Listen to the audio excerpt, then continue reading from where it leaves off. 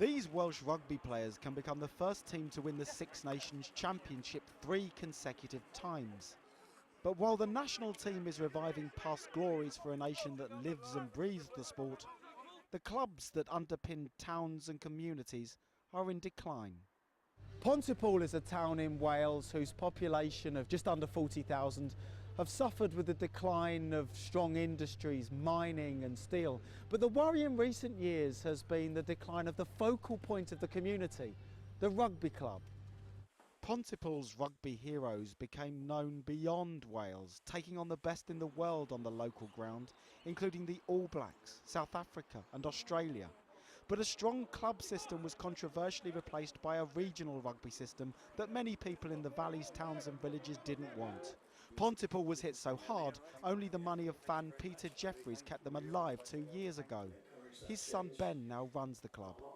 Well, I see Pontypool as a town that's heavily dependent and reliant on the success of its rugby team for its future.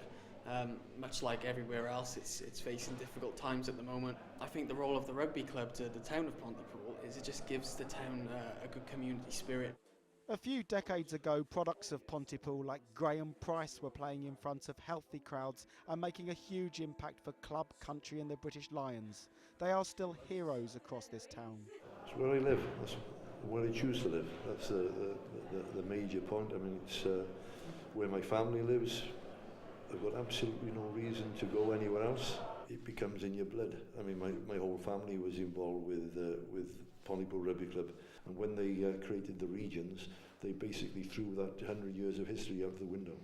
Graham says Wales are currently producing good players despite the system, such as Lee Halfpenny, the prolific goal kicker signed for big money by French club Toulon.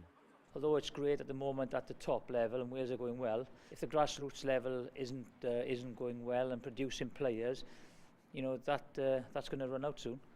The two major Welsh football clubs reaching the Premier League for the first time could be seen as threatening. But nothing can replace the importance of rugby to Wales, whether it's a Six Nations game at the Millennium Stadium or pride in their local club. Lee Wellings, Jazeera, Pontypool, Wales.